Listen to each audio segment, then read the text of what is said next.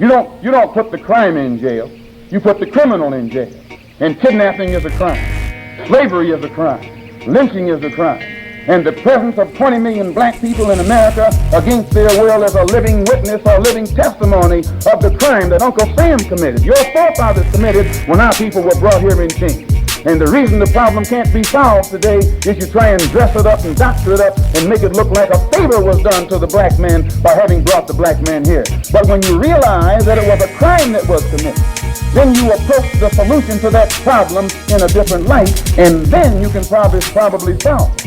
And as long as you think Negroes are running around here of the opinion that you're doing them a favor by letting them have some of this and letting them have some of that, why naturally, every time you give a little bit more justice or freedom to the black man, you stick out your chest and say, see, we're solving the problem. You're not doing the black man any favor. If you stick a knife in my back, if you pull it in 9 inches and pull it out 6 inches, you haven't done me any favor. If you pull it all the way out, you haven't done me any favor. And this is what you have to realize. If you put a man in jail against his will, illegally, he's not guilty, you frame him up. And then because he resents what you've done to him, you put him in solitary confinement to break his spirit. After his spirit is broken, you let him out a little bit and give him the general run of the prison. You haven't done him any favor. If you let him out of prison completely, you haven't done him any favor because you put him in there unjustly and illegally in the first place. Peace and Black Power. Welcome to another edition of BABATV Every Time Fire. On the road, back out here in Boston with my big brother Sankofa. Haven't seen the brother in a minute, and we are at a historic location here in Boston, down on Dudley Street here in Roxbury and Malcolm X Boulevard, a very historic location. Malcolm grew up and walked these streets. I think in the movie that was the street when he was up under there with the zoot suit walking, walking like that. Brother Sankofa, give us some historicity on this historic location and our beloved brother Malcolm X. Thank you, BABATV. It would be an honor and a privilege to do just that. Thank you for allowing me the opportunity to even give a little historic backdrop on this community, which is a very historic community, a very proud community, one of the oldest black communities, and not only in Boston, but in America, Roxbury. This is specifically Dudley Square, all right? Dudley Bus Terminal, Dudley Station is where we're at. And these are some of the streets that Malcolm X used to, then Malcolm Little used to stomp down. These are some of his old stomping grounds. So if you ever read the autobiography of Malcolm X, and if you haven't, you should, and if you have, know that some of the areas that he spoke of in the chapter talking about Homeboy, it was a chapter called Homeboy, where he talks about his experiences coming up as a young hoodlum in the streets of Boston. Those experiences as a young hoodlum, right, as a young G in the streets of Boston, a lot of it took place right in this area. In one of the last segments of BABATV that we did right here in Roxbury, on the ground in Roxbury, right here in Boston, was on 72 Dale Street, Malcolm X's actual address, where he turned in and rested his head at night, right? But we know that Malcolm was in the streets. When you read the chapter Homeboy in the autobiography of Malcolm X, it talks about how he got into the fast life, you know, what was considered the fast life for that time. And he got into pimping, hustling, drug use, burglaries around the city. But some of the streets that he would walk, which would be considered like a downtown area of Roxbury, which is just a section or a borough or a district of Boston, a lot of it, his hustling, a lot of his experiences in the streets, the nightlife, the pimping, all the different elements that he was involved in the streets took place right here. Okay? Now, what this used to be called was the Food Stamp Center. This used to be called the Food Stamp Center. So, you know, the original building that was here is not here no more, right? But what you have is this beautiful mural, and I remember it actually being painted, Baba, in 1995. Yeah, it says the year right there, 1995. I remember driving by back in the day, because I was in my 20s then, when they actually started to paint this. Shout out to the youth and the art team in the community that actually saw fit to reflect the true history and cultural demographic of this city, and specifically this neighborhood, and put this mural up here. Because as you can see, like when you were saying, when they're walking under the train tracks, Dudley Street train station, see, Boston had one of the first subway system. No, the first subway system. The first subway system in America. Dudley Station was one of the biggest subway stations and subway projects at that time in the country, okay? So we had overhead train tracks. So you see where it says Washington Street, there were actual overhead train. Now we still got the subway systems, but after certain gentrifications took place from 1985 all the way up to this very day, the neighborhood has had a significant facelift. So it looks a lot different. However, you had the train tracks up then. And that's what this picture is depicting, the old Dudley Street subway train station. Now it's just a bus terminal over there. We're going to go through there, though. But it's a bus terminal. Back in the day, it was a train station, and a lot of stuff used to go on in activity in this area. I mean, it used to go down. It was real lit. As we would say now, it was lit back then. So that's a picture or a depiction, right, of actually Malcolm X and his friend who was out here in Boston. When you read the chapter, homeboy, once again, in Malcolm X, in the book, The Autobiography of Malcolm X by Alex Haley, his friend Malcolm Jarvis, that's supposed to be the depiction of him, also known as Shorty.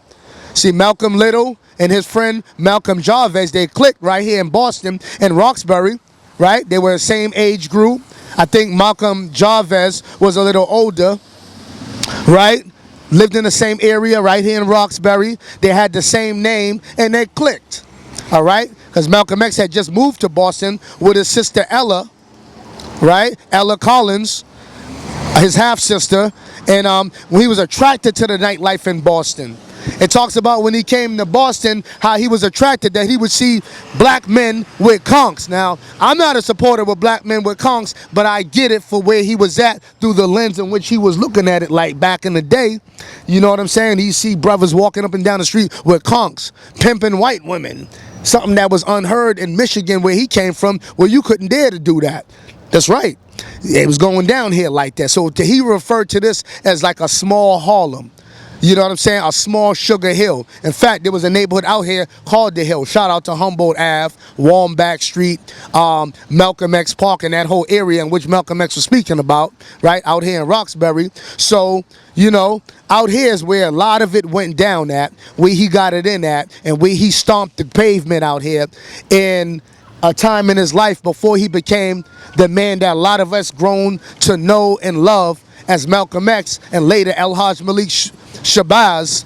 He started right here with his humble beginnings and his very youth in his life, right here in the streets of Boston and ROXBURY. This is Dudley Square, now known as Nubian Square, or from what I hear is in the process of being changed, rightfully so, to Nubian Square. Dudley Square, right here, historic ROXBURY neighborhood that Malcolm X walked the streets in. You know what I'm saying? Pounded the pavement in, right here. Now, he was doing a lot of illicit activity, but a lot of his humble beginnings and activities that were in that heightened his understanding of our condition as black people in America and what is needed for transformation as a result of the conditions that he experienced in his journey in life, which took place right here. This gave way to the great man that you see refined later as Malcolm X, but started right here as Malcolm Little in ROXBURY. That's right. So we got to respect the journey as well as the legacy and that he left behind and who he became prior to making his transition and becoming the great ancestor that he is today. But we also do want to acknowledge his humble roots and beginning right here in ROXBURY. Not only home to Malcolm Little, Malcolm X, El-Hajj Malik Shabazz, also Omuwale. He did have an African name. Some don't know. Omuwale, when he went to Africa, he also took on an African attribute. Some of his relatives still live here and are involved with community activism right here in the city of Boston. And I want to shout out the Collins family, who are out here doing things, engaging the youth, and being a cornerstone in the community and a continuation of the greatness of their ancestor, Malcolm X. Shout out to y'all, definitely. All right? Also, this is former home to Minister Louis Farrakhan, formerly known as Eugene Walcott. That's right, Louis Eugene Walcott, also known as the Charmer, right here in Boston. His humble beginnings, the Charmer. Now, see, the Charmer was his calypso singer, because Louis Farrakhan, known as Louis Eugene Walcott, started doing. He was a calypso singer, but he was also a high achiever in academia in Boston English High School, young and prior to that. Peace, black man, how you doing? Respect, respect. So a lot of that took place right here, and we're gonna cover down on that. Martin Luther King, although he is not from Boston, he is a part of the historical greatness in Boston, specifically in Roxbury. Yes, he was an activist here. So before he got his doctorate and got his status and change and title of nobility as Dr. Martin Luther King, when he was just Martin Luther King, as a student in Boston University, and he met Coretta Scott King right in this city, and a couple of blocks down on Charlotte Avenue is where they had their first apartment after they got married, took place right in this very area as well. So we got a lot of history of a lot of our greatest, all right? And we're gonna cover down on that right here in Boston, but you know we had to do it exclusively on BABATV, where we educate and we deal with this guerrilla journalism on a whole nother level, bringing it to you not from behind a computer, but right here on the ground, live and in living color. Walk with us as we travel through the city of Boston, baby. Let's go. So yeah, this is Dudley Station right here where we at. You know, it's formerly a train terminal, one of the oldest ones in the country. You know what I'm saying? It used to be overhead subway terminal, but then they broke it down and changed it to a bus terminal. Man, one of the rawest neighborhoods, one of the most lit neighborhoods, black, oldest communities in the country. ISUPK, when they come down here, they usually kick it in Roxbury. They be right here in the Dudley Station area. So we're gonna just go around and show you just some of a little bit of the culture and feel the pulse of the people and get a little bit of the energy of the people down here in Dudley, right here in Roxbury in Boston, Mass, right? Check out some of the wares, man. Oh, this is fly right here. Oh, that's fly right there. East Coast, West Coast legends, good fellas. You got Tupac, you got Peace, brother, how you doing? You got Biggie Smalls, you got Eazy-E, legends. Three of my favorite, to tell you the truth. Yes, indeed. So just like how you got it going down in Harlem, 125th Street, this isn't 125th Street, but this is one of, you know, the same energy, you know, as far as a historic black community and the old school black African-American community with the culture, the art, you know what I'm saying, the vendors and all that. What's your name, my brother? If you don't mind giving us, Africa. Your name is Africa? And what part of Africa are you from? West Africa, Senegal. Senegal's in the building, brother. As a Pan-Africanist, you know what I'm saying? I say peace, power, love, and light to you, you know, because you're a continental African. I'm an African in America, but trust me, all of us on the same mind freight or frequency of unifying with Africa, but I'm one of the ones that are. So I respect and appreciate you. And I just want to ask you a real quick question for the viewership out there. You know, how long have you been vending out here, and what is the energy like here in Dudley? You get a lot of support from the people for the culture? Yeah, I do. I've been here for 11 years, you know, so that's kept me going. Otherwise, I won't be here for that long, because the support of the people, that's why I'm here, you know. Okay. Now, this neighborhood used to be a subway station, you know. It used to be overhead. You heard about that, right? It's not like that. At that time, you know. Yeah, but see, that's my roots. Now, it's changed a lot. We used to be real wild back then. It's changed a lot. How's the experiences down Dudley? Is it as crazy and wild and violent as it used to be? Has it slowed down? Like, what is the experiences like amongst a lot of the African American and other people? Because a lot of different cultures come through here. What are your experience like with the average people here? I don't experience no problem since I'm here, you know. So I have no problem with people. I think Dudley's getting better and better every day. So we hope for the better. Hey, I love your positive energy and your positive spirit. Thank you for your time. All right? Peace and love, brother.